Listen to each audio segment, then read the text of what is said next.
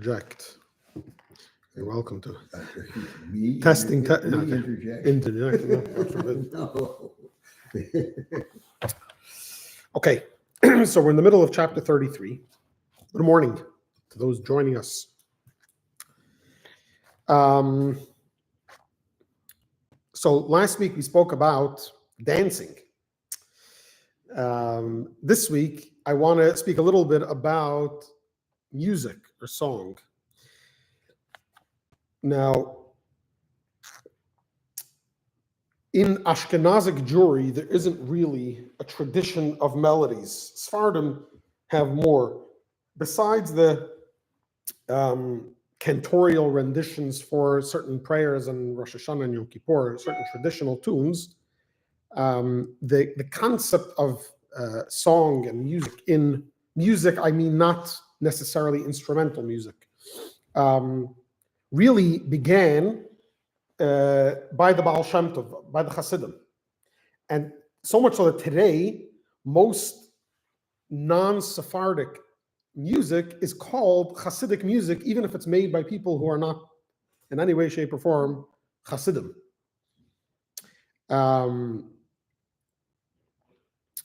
Many, or perhaps even most, of Hasidic melodies don't have words. Many of those that have words are obviously certain verses. Good morning. Certain verses from the text, from the written Torah or from the oral Torah, that sort of caught the hearts and minds of those who composed the songs. And but very rarely is there a song that has, is there a verse that has multiple tunes to it. There are some though, even within Chabad, which is has one of the bigger traditions of melodies within the Hasidic movements. There are a few songs that have multiple melodies. However, there's one song that has 4 melodies, which is quite rare. And that is a phrase that we say every morning in our morning prayers in the Siddur. I apologize.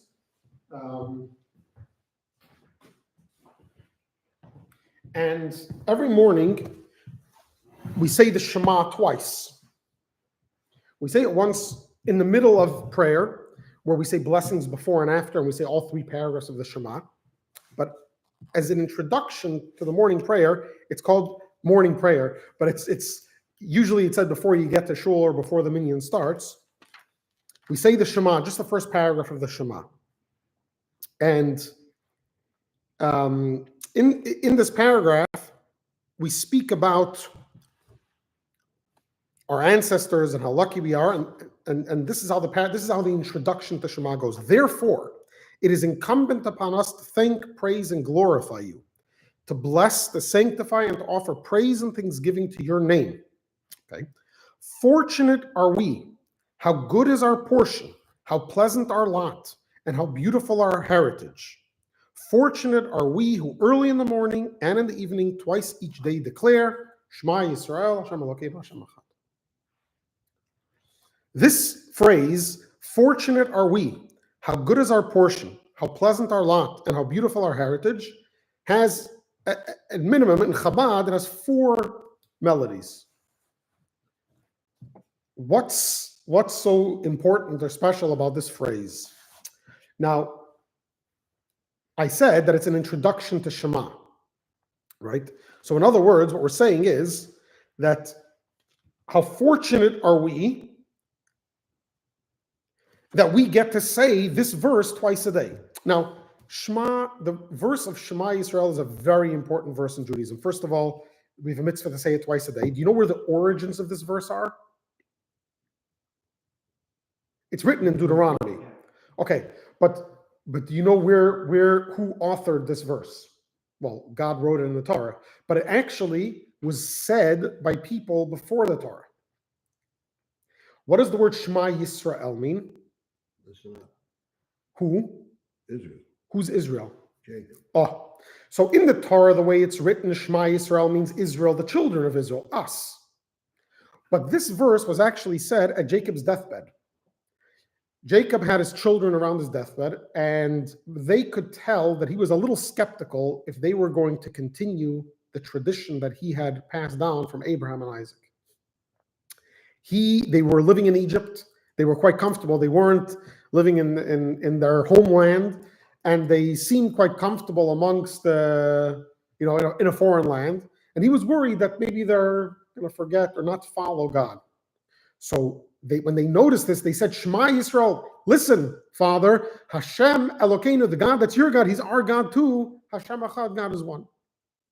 And then Jacob responded, Baruch Shem Kavod Malchuto Le'olam Va'ed. Right? Blessed be the name and glory of his kingdom forever and ever. This verse is not in the Torah. This sentence is not in the Torah. This was Jacob's response when he heard that. He's like, thank God. Thank God my kids are carrying my tradition. So this verse is older than the Torah, about 200 years older than the Torah. And this verse is not only said twice a day, it's said at the most important part of the year, at the end of the Yom Kippur service. It's the last thing someone is to say before they die, assuming they're able to, and if they can't, we say it for them or say it with them. So it's obviously a very, very integral, important part. But what is so important about this verse? What is so important, not just theologically, but that we preface it by saying, fortunate are we, how good is our portion, how pleasant our lot, and how beautiful our heritage that we get to say this verse.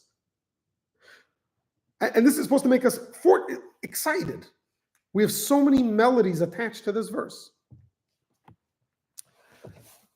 But if we paid attention last week, I think it's quite clear. Hashem Echad means not just that there's one God, monotheism, but Hashem Echad, that God is everything. That God is, by Abraham, it says, Vayikra Sham b'shem Hashem kel olam. Abraham called there, in the name of God, kel olam, God world, literally translated. In Hebrew, if it would have said the God of the world, it would have said Kel Ha'olam. But it doesn't say that. It says he called out God's name, God world, Kel Olam, which makes no sense grammatically. So what does it mean?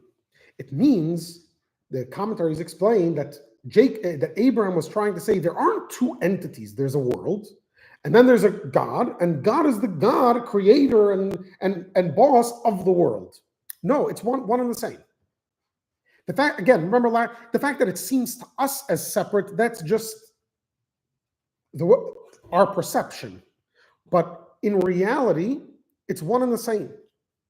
And we could have never got to that on our own. This is something that we inherited, this knowledge. Not we couldn't. Abraham got it on his own, but it's very rare for someone to get to this on their own, because by saying this, you're negating your own existence. Or your own existence as an independent existence.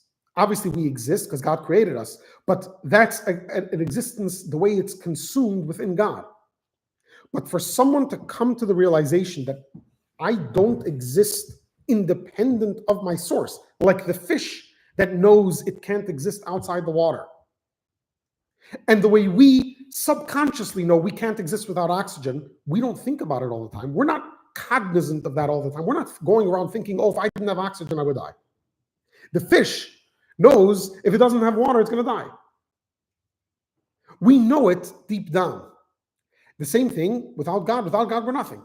We don't necessarily know it or are aware of it on a day, but when we think about it and we realize it, but this is something that was gifted to us. This is why it's something that Shema Yisrael can be a command to the Jew. It can't be a command to the non-Jew, because they weren't gifted this through inheritance naturally. Now, can they come to it on their own? It's possible, but it's very, very difficult for someone to come to it on their own unless they're taught, unless they're, for sure, if they're born with it. And this is why we're so excited. We're so excited because we have this ability to transcend ourselves. Once we transcend ourselves, there's nothing that gets us down. There's nothing that gets in the way of our happiness. Because Anything that gets in the way of your happiness is something that gets in the way of you, or your expectations, or your dreams. That's all you. If there is no you, then there's nothing to make you unhappy.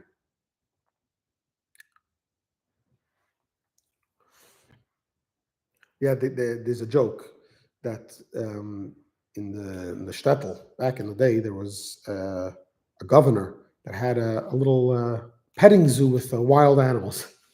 A little, he had some pets, some, but he would charge money for people to moneymaker. Anyhow, one day his bear died, so he decided he needed a bear, but he couldn't just get a bear back then, So he took his local Jew and he dressed him up in a bear suit and he made him play the role of bear. Okay, he's sitting in his enclosure all day, doing his thing. One day, he hears scratching on the fence. Suddenly, the lion breaks through the fence and is coming right at him. What does he do? He's a Jew. He starts saying, Shema Yisrael. Suddenly, hears the lion respond, Hashem Elokeinu, Hashem Echad. The joke is that obviously, this guy, this squire knew his clientele. But I think there's something fascinating about this joke, and that is that the bear, when he saw the lion, right away he was scared for his life.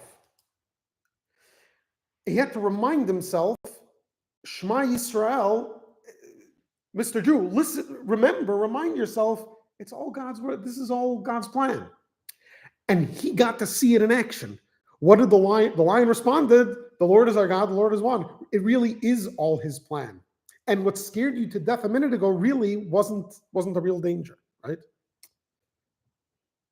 But he had to get to that. In the moment, he wasn't at that recognition, and therefore he was scared. If we're at that recognition, there's nothing that could scare us. Okay, so let's look. Page 447 here, 12 Adar. The bottom of the page. For this ability to experience and to be absorbed in God's unity, it was instituted by the sages that one should render praise and thanks to God's name each morning, saying, how fortunate are we, how good is our portion, how pleasant our lot, and how beautiful our heritage.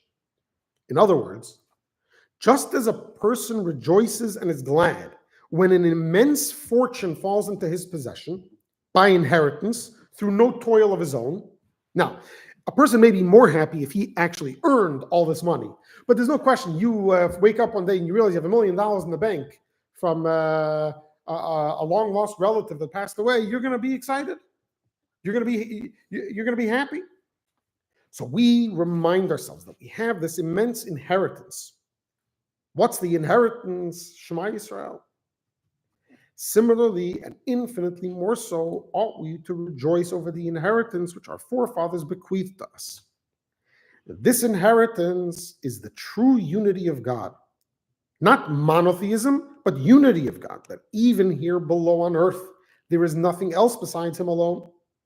And this is his abode among the lowly beings of this physical world, when they are pervaded by the awareness of God's unity and nullify themselves before it.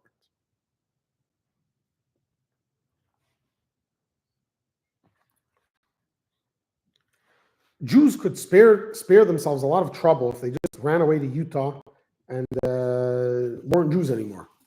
Yeah. Why don't you see this happen throughout history? And even in times like today, where so many Jews live an assimilated life, outwardly speaking, there may be no external difference between them and their non-Jewish neighbor.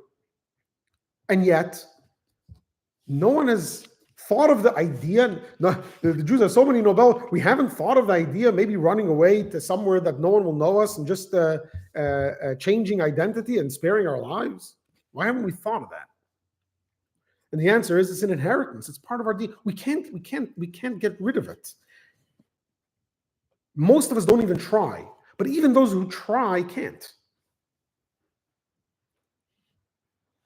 There's a fascinating song. Uh, my voice isn't of singing quality, but it's an upbeat song, and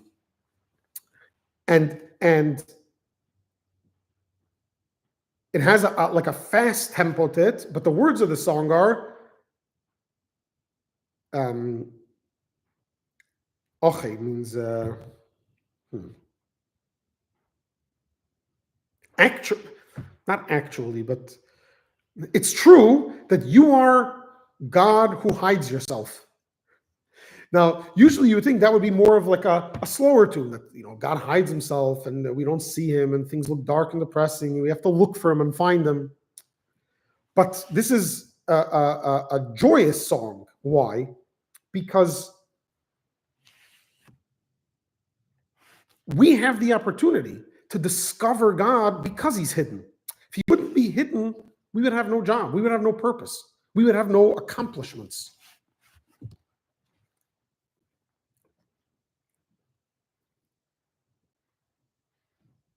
Oh, this is how to be happy. But how can we get this happiness to get us to do the commandments? Up until now, we've been trying to get rid of negative emotions. We've been trying to get ourselves in the mode where we can rejoice in our connection with God. But remember, Tanya is here to help us bridge the gap between the godly soul and the animal soul, between the godly soul and the body. Get the person to do what he's supposed to do, even if he's not in the mood and even if he's not feeling up to it.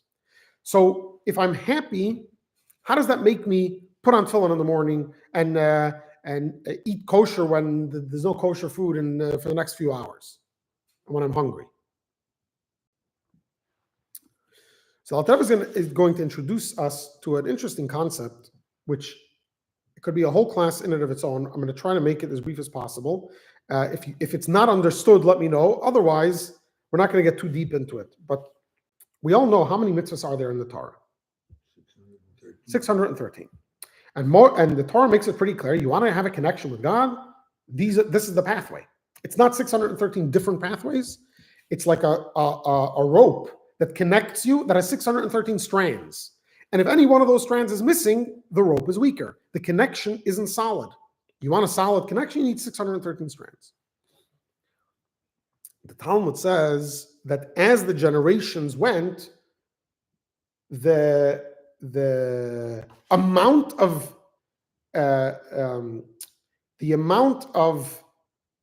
requirements seems to have shrunk, because King David in Psalms lists, if you want to have, you want to be connected to God, you have to do, and he lists 11 things. And then Isaiah lists 6 things. And Micah lists 3 things. And then Isaiah again and elsewhere lists 2 things. And then comes Habakkuk and he lists 1 thing. What's the thing he lists? He says that a tzaddik lives with his faith. Faith alone is what's necessary. So we go all the way from Moses, who says you got to do 613 things, to Habakkuk, who says have faith and that's it. What's going on over here? What happened? You don't need the 613 commandments anymore? God forbid to say that. The Torah says this can never change. So, Wouldn't they be one and the same? what do you mean? Well, you're not going to do the 613 commandments if you don't have faith, Why not? because it wouldn't make sense.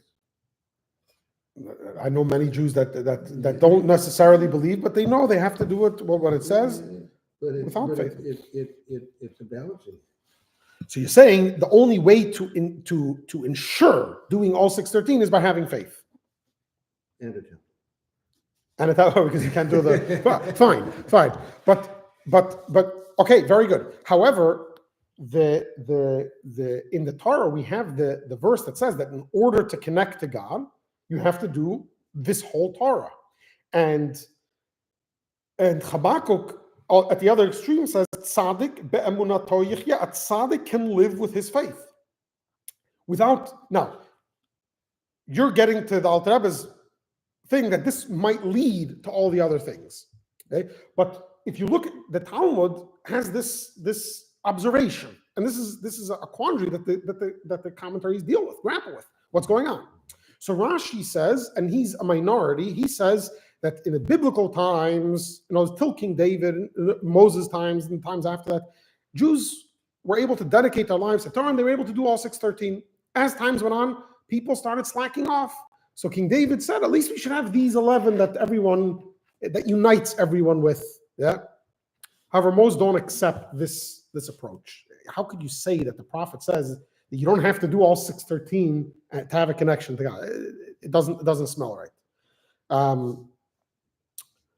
The way most commentaries explain it is getting to your point that throughout the generations, people tried to figure out what are the foundations of the 613. That if we have those foundations, the 613 will be an afterthought. It'll be automatic almost. So King David was able to narrow it down to 11. Till Habakkuk narrowed it down to 1. If you have this one thing, everything else comes afterwards. Yeah. The Alter Rebbe goes a little differently here, and Alter Rebbe says he employs this methodology almost, but he says like this. It's not that if I have faith, then I'll do whatever God wants.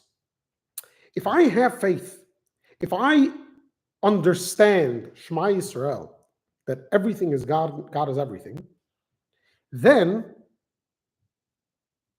it's not going to be, I have to do what God told me to do. There's no I have to. There's no I anymore. So when I wake up in the morning, how do I decide what I'm going to do today? Usually I decide either if I work, I have a schedule, I'm beholden to a boss. If it's a day off, there's another boss in the house that might tell me what needs to get done today. Now, let's say my work doesn't start for another 2 hours. I really listen to what my body needs. Am I hungry? So I'm going to eat breakfast. If I'm not hungry, I might take a walk, I might read something and then eat breakfast. I sort of pay attention to myself to think, what do I need to do now, right? Usually that's how some people prefer a schedule, even if they know they have to eat, even if they don't feel hungry, because if not, it'll get out of hand, right? But all in all, for the most part, we decide what to do based on what our needs are, what we feel we need.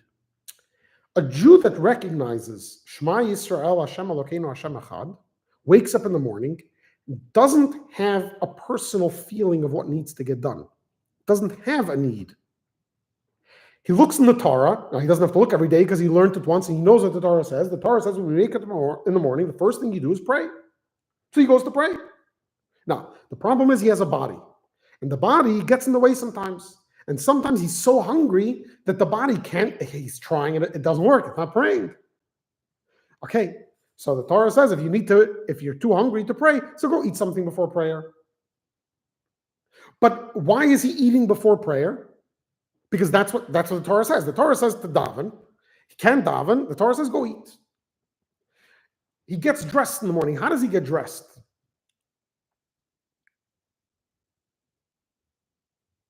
So he wakes up, he steps on the floor. The floor is cold. He decides he's going to put on his socks. The Torah tells us how to get dressed. There's an order of things. So when he wakes up in the morning, he puts his feet on the floor. He doesn't feel a cold floor and feels I need socks. He feels I have to get dressed. How does God want me to get? Because there is no I here. So he doesn't feel the cold. He doesn't feel the Cossack hovering over him with a sword threatening his life. He doesn't even see it. It's not even a consideration, because he's living as one with God. So it's not that having faith sort of forces him to do the mitzvahs or encourages him to do the mitzvahs. Having this ultimate faith in God, that God is everything, means that he doesn't have an outside desire other than to do the mitzvahs.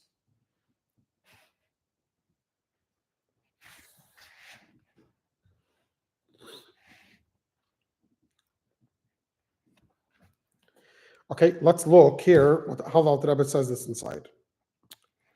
This is the bottom of 448. This is the meaning of our rabbis of blessed memory said, or what our rabbis of blessed memory said, 613 mitzvahs were given to Israel. And there's 3 dots because it lists King David, etc. Came Habakkuk and based them all on a single one, faith. As it is written, a tzaddik lives by his faith. Now the Rebbe is going to explain what this means. This means it is as if to say all the mitzvot consisted of this one mitzvah of faith alone. For through faith alone, one will come to fulfill all the 613 mitzvot. That is, how does this work? When his heart will rejoice and be glad with his faith in God's unity in perfect joy, as though he were obligated by just this one mitzvah, and it alone were the purpose for which he and all the worlds were created, that he, a selfish individual, can get to a point in which he doesn't have a self or doesn't feel his self. Surely, if there were but one mitzvah for him to do, he would fulfill it with utmost joy. So let him thus rejoice in the mitzvah of faith, and by the power and vitality of his soul generated from this great joy, his soul will soar far above all obstacles, hindering his fulfillment of all the 613 mitzvot. Both obstacles from within, from one's animal soul, and from without, arising from one's environment, whether temptations or danger. Thus, the expression will live, it says the tzaddik will live with his faith. In the verse, a tzaddik will live by his faith is meant in the sense of will be revived, as though resurrected from the dead. So will his soul be revived by this great joy.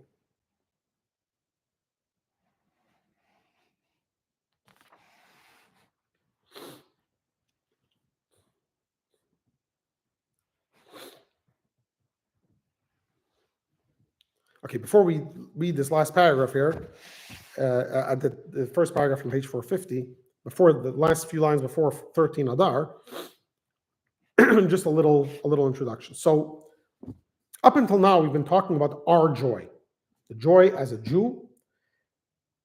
In order to serve, because we have to fulfill the commandment to serve God with joy, we need to incorporate joy. We need to get rid of negative emotions. Negative, harmful emotions.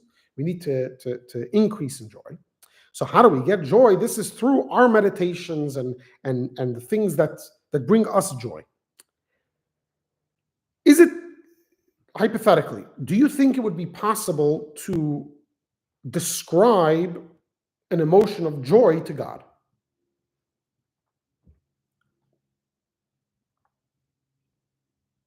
So, huh? No, I'm grunting. What's the grunt? I don't know. You don't know. I'm not sure I understand the question.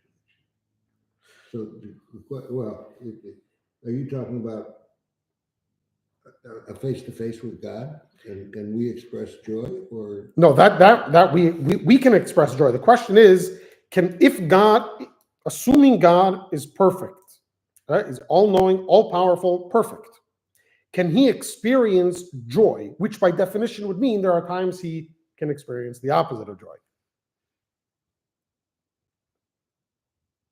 If God was always joyous, he wouldn't call that joy necessarily, right? Joy means that now I'm happier than I was a minute ago, or I'm happier than I could have been if I didn't. Right. So if we take it on a literal level, that God is all perfect, the creator, then it would seem impossible to apply human terminology, any human terminology, to God. However, we know that we do this in the Torah. We apply physical term, the hand of God, so to speak, right, in certain places, etc. And also joy, pleasure. It says by the sacrifices that this creates a pleasureful aroma, a pleasure to God. It says God rejoices with his creations. We also know that sometimes God got upset, right? So we do know that these emotions exist. But what does it mean? Usually emotions shows on a weakness, because my emotions are usually triggered from the outside from someone else, which would indicate that God, if God's everything, if God's unity, what's he excited about? Excited about himself? The only thing that excites you about you is when you're better than someone else, or when, right? That's what excites you about you. The thing that makes you similar to everyone else or worse doesn't excite you, right? But if there is no other for God, what excites him exactly? What does it even mean? So, the Alter Rebbe Chassidus explains, what does it even mean, joy? We experience joy in a certain way, but what does joy in its essence really mean?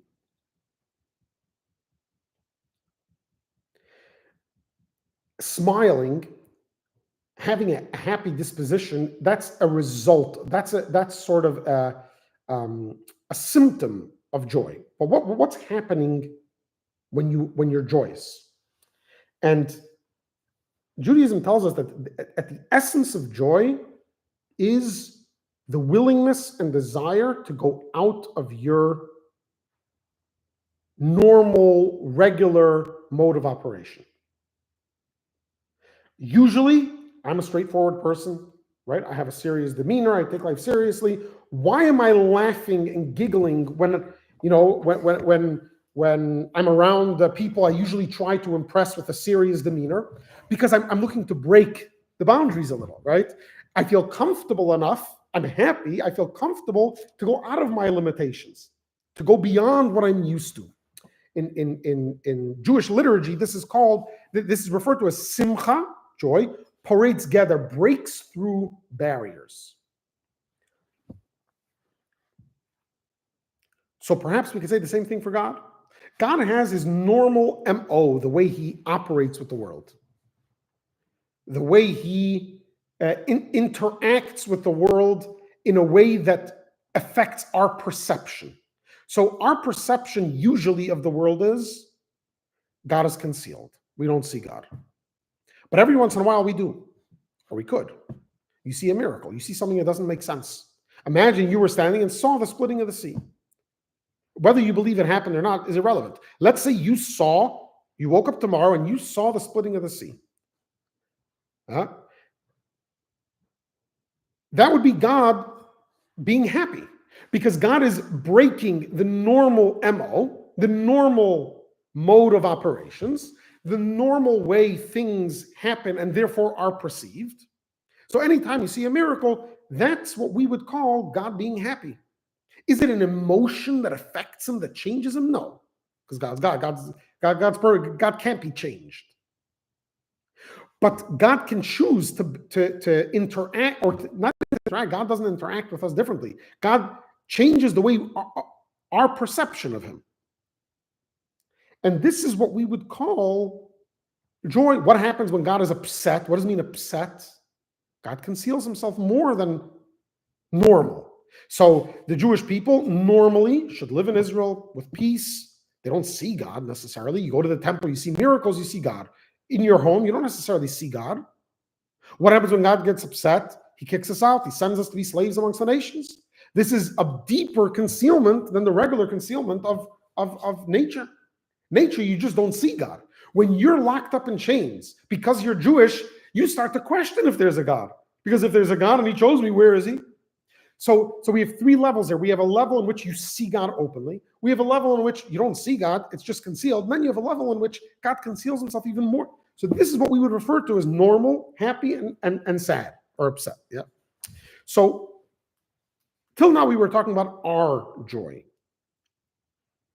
Now the Alter Rebbe is going to tell us there is a much deeper joy that we can tap into if we start to think for a minute about God's joy. When are some times in history that we know God was happy? So in the scripture, there are certain times that describe a tremendous revelation from God, which again represents God's joy. One is by the giving of the Torah, right? It says there were thunder and lightning and God's voice came out and God came out. This is a tremendous display, open display of God that meant God was very happy. And the Zohar says that the day of giving of the Torah is the day of God's wedding to us. That's a happy day for most people. At least for God it was. Yeah? And that's why there was a display of happiness. That makes sense. The other two times the Talmud says that God was happy was the day of the dedication of the tabernacle. And a tragedy occurred that the two sons of Aaron died because they did something they weren't supposed to. And what did Moses say right away? He told their cousins, go take them out of the temple. And Rashi says, why? Because God's presence was still there. In other words, God was still happy. Because the cloud didn't leave once they died, the cloud stayed. God's presence was still being witnessed by the Jewish people. So Moses didn't want to disturb God's joy.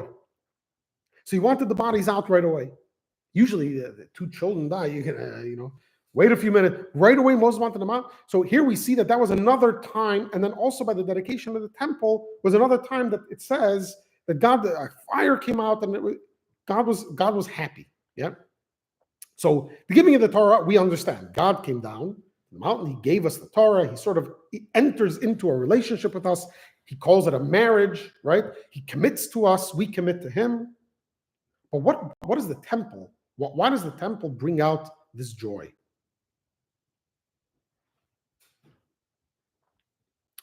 So let's say we understand what joy is. What causes joy? What causes a person to enter into a state in which they're willing to do things they're usually unwilling to do? Suppression of ego. Suppression of ego.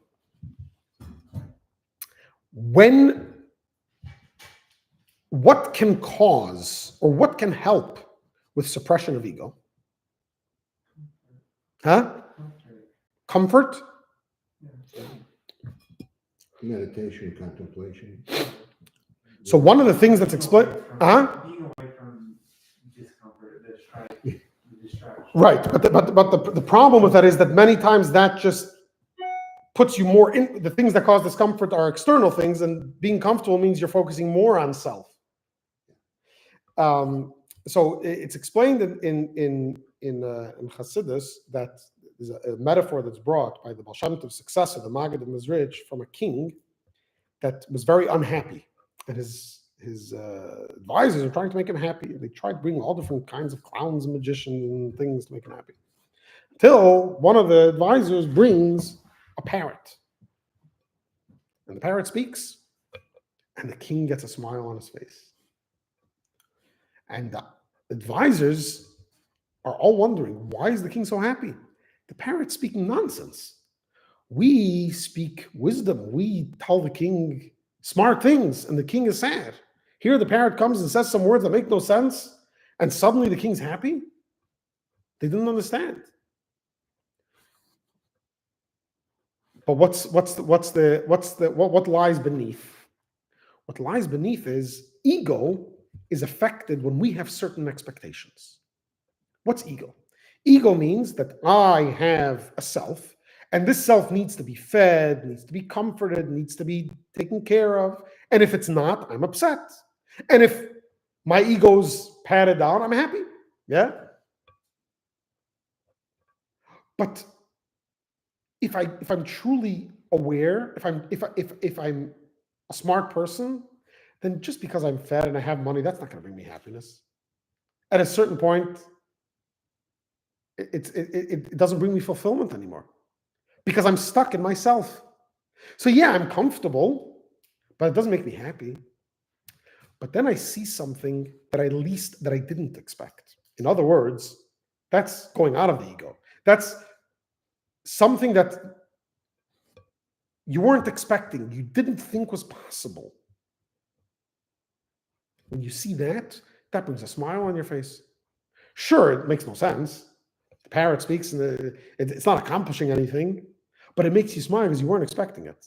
Now you do, so you have to find something else that you're not expecting. When you see a magician, when a magician does tricks you've seen a million times, they don't bring as big a smile to your face as when you see a trick that was never done, or a trick that you really can't figure out how it's done.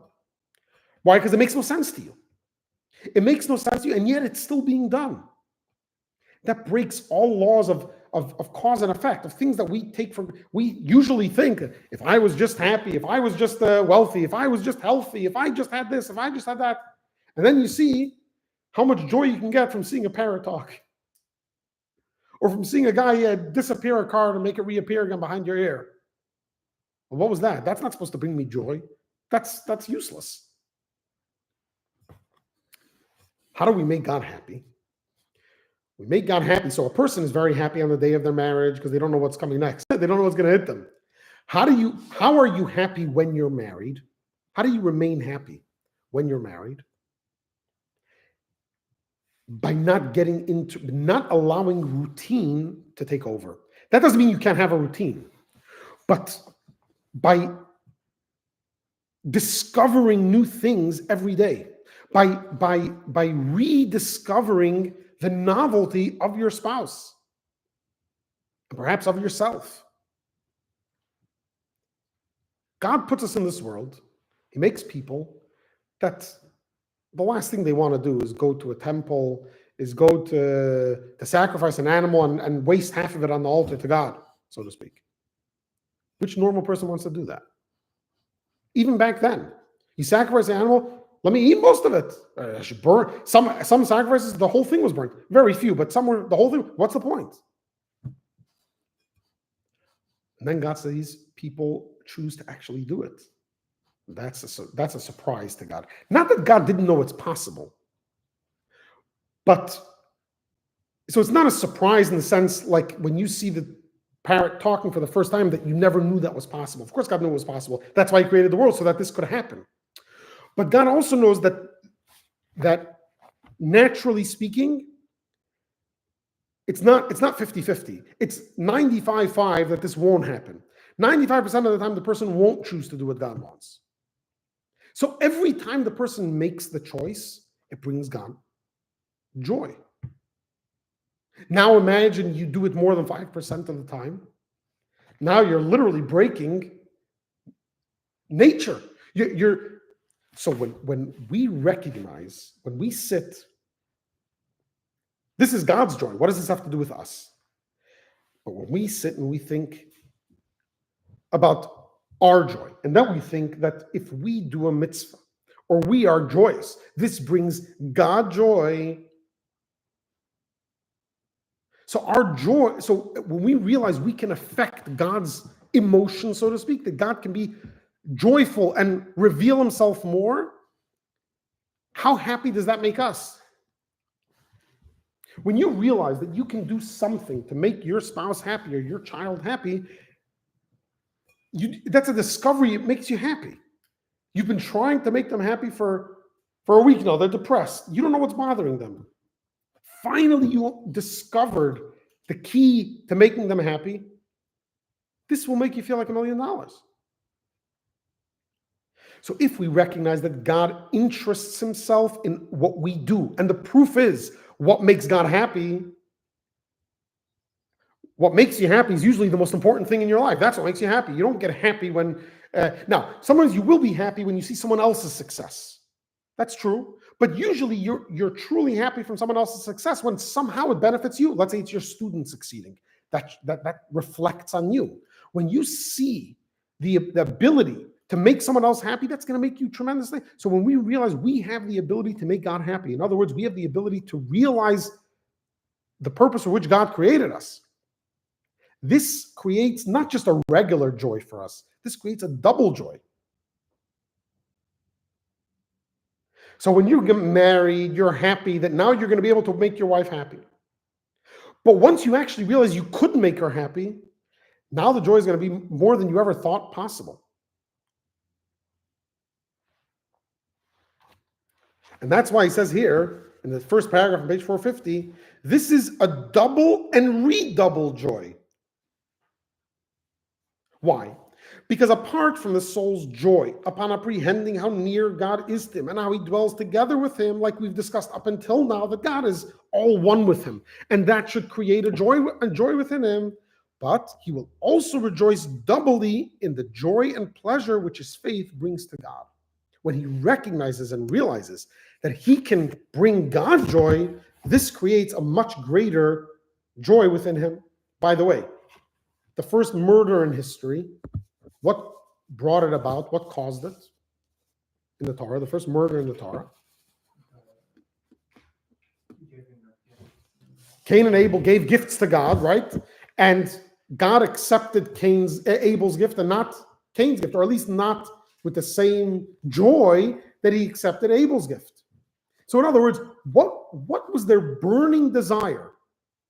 This is their whole life. This is what he killed for, right? He killed for this. What was Cain and Abel's whole life's mission and dream and purpose? To bring God joy. So he brought a sacrifice. God took the sacrifice, but God didn't smile, so to speak. God wasn't as happy as he was with Abel's sacrifice, and that caused him to kill him. It's an amazing thing to think about. For thereby, so in other words, why is someone doubly joyous? Because of the pleasure his faith brings to God. Because for thereby, in other words, through one's faith in God's unity, we said before, he's going to do all the mitzvahs. The sitra achara is truly subdued and darkness is transformed to light. Meaning, the darkness of the klipot, of this corporeal world, which obscure and conceal God's light, will be transformed.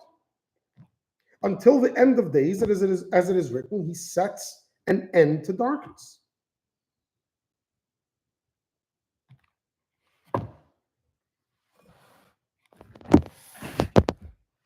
Now, in a parenthesis, he says the biblical phrase, the end of days, is written, Kate Hayamin. Do you know how usually you would write days in Hebrew? Yamim, huh? With a mem. What does yamin mean? With a nun?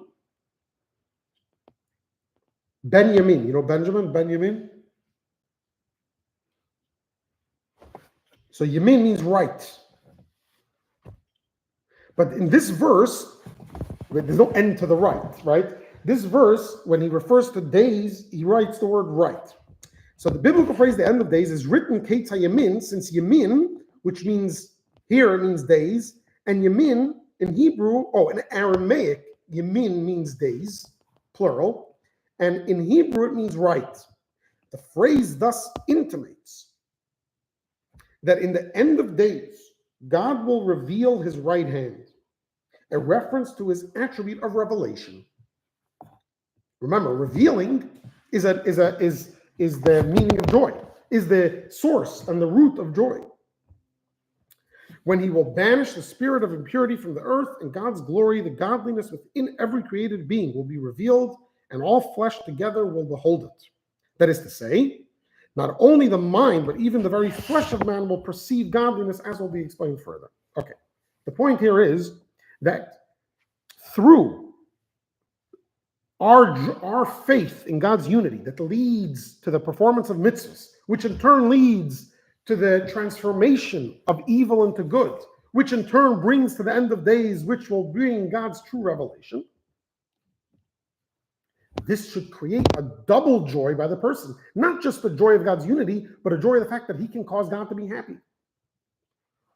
This is especially so in the diaspora, where the atmosphere is unclean and is filled with klipot and sitra achra. There's no greater joy for God than the light and joy caused by transforming darkness into light, when the light has the superior quality acquired by coming out of the very darkness. So, if a Jew is in the temple, worshiping God, or a Jew is in Elgin, and manages to come to a Torah class, who is creating a greater joy? The Jew living in Israel in the temple in biblical times, bringing a sacrifice and doing all the holy service, or the Jew sitting in Elgin, choosing instead of watching television or reading a book or going to get ice cream, to come study Torah, or to put on tefillin, or to pray. But remember, what causes joy? What creates joy? Novelty. Something that you don't expect, something that shouldn't happen or doesn't always happen when it happens. A Jew in the temple, what's he supposed to do? He witnesses God. He sees the miracles. He witnesses. There were 10 miracles that were all constant in the temple. You walked into the temple, you didn't have a choice really. You were captivated by the allure. You couldn't go out. you couldn't not worship God. Right? You walk into a palace, you can't not be amazed by everything there.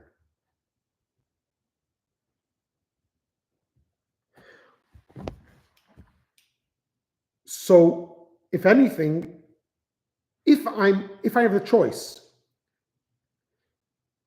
the chance to go to Israel, to be at the Western Wall and to pray, and then I have to come back to Elgin and pray, where should I feel a greater joy? Obviously, there's a certain type of joy I feel when I feel like I'm home, like I feel like when I'm in God's presence. But when I think about the joy, that's a selfish joy, because that's the joy of how I feel. But when I'm in Elgin, even though I don't feel that closeness and that connection, when I think about the fact that it's here that I can make God smile bigger, that creates a much deeper and much more real joy, because it's not dependent on me. It's much less of a selfish joy, because I'm causing God joy. And that's why he calls it a double joy, a double and redouble joy.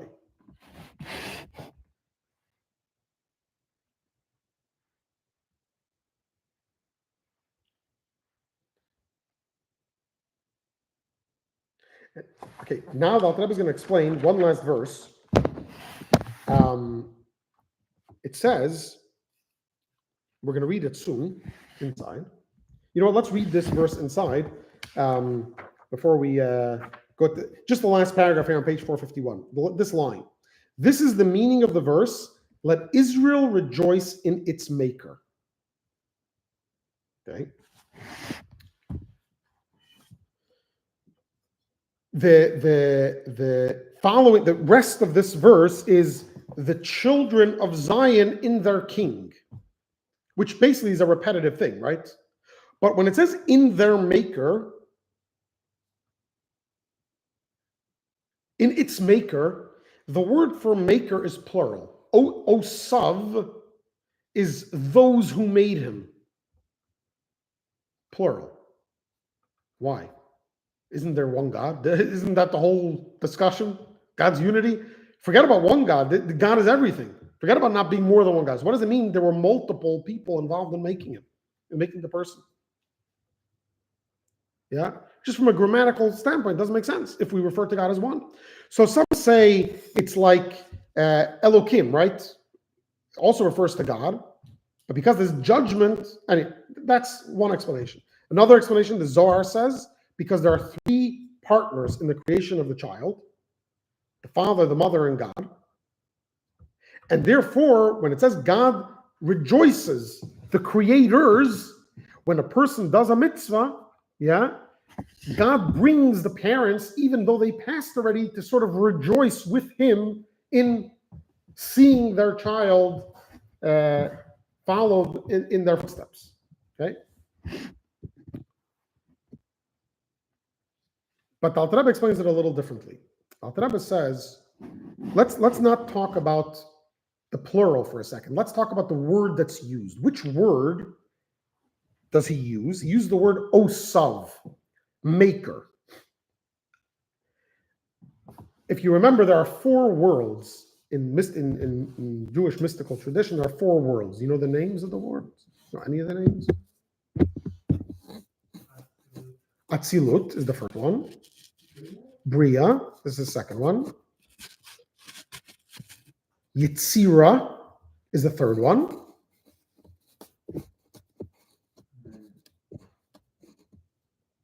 This world is referred to Asiya. Okay, so Bria, right? So Atzilus is not really a creation; it's an emanation. So that's not counted. Bria is creation. Yetzira is formation. Asiya is action. Okay? Why does God refer to us as his action and not his creation?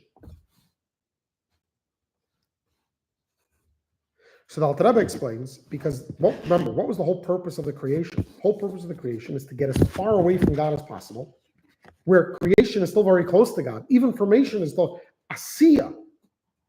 That's the furthest you can get. That's where you see something independent. You see a table that's independent. And when you look out in the street, does it look like there's one God, or it looks like there's many people in charge of nature? There's many things in charge. There's a sun. There's lots of elements that run nature. There's not just one God. There's lots of elements, lots of things and circumstances and people, perhaps, that run this world. So God is happy when be'osav, when those people that are created in the last world and look outside and see a plurality, they don't see, and they do a mitzvah, that's when God's happy. When he sees angels in Bria doing what he wants, that doesn't bring joy because he created them to do that. So that's why we need the plural here, and he uses the term maker and not creator. Again, making really applies to more physical action as opposed to action based on an idea, on a design, on intellect or emotions. Okay, so he explains, page 452. Whoever is of the seed of Israel ought to rejoice in the joy of God, who is happy and joyous with his abode among the creatures of the lower spheres, who are on the level of actual physical asiya. And for this reason, the plural form be'osav is used. The plural expression makers refers to our physical world that is filled with klipot and sitra achra, which are called a public domain. In other words, a domain of multiplicity and mountains of separation, in that they are arrogant and separate from one another. God's joy in the fusion of this plurality is aroused when through this faith in God's unity, they, the klipot, are transformed into light, and they become a private domain. In other words, a unified realm for God's unity.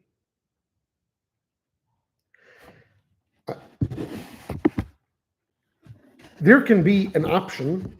You can go to a museum and walk through it yourself with no signage, no nothing. You don't know what anything is. You just walk through the museum and you see old broken machines and things that don't work anymore. What do you think when you walk through the museum? If you don't know that it's a museum, you don't know this, you just see the museum and you walk through it. What do you think? This is a waste of time. This should be in the garbage. We should recycle this. What is all this? What is all this? It makes no sense. Let's say you go through the museum and there are cards on things, signs that tell you what those things are. Now already you see the significance, right? But there's still a separation between you and the museum. Then you can even have a tour guide that gives you a tour and explains you the history. Now, this is assuming you don't know. In other words, you're not going to the Abraham Lincoln Museum because you're interested in Abraham Lincoln. You just happen upon a museum. Yeah, you don't know anything about the things there. Then you have a tour guide that walks around and explains everything that's going on. Okay, that's already a little more interesting than just the notes, because the notes, it's just information. Here, he's giving you a little more background. He's able to answer questions if you don't understand. There's a little more clarity. But then let's say you have a tour guide that either lived the museum, in other words, is from the era of the museum, if you can imagine such a thing, or someone that's dedicated their life to this museum, and you could see it in the way they're giving it, they're really reliving the experience. Do you realize nothing changed in the museum or the person between the first person and the last person? And yet the whole experience changes. The way the first person views the museum is very different than the way the last person views the museum, even though the museum is the same and the person is the same. But what changed?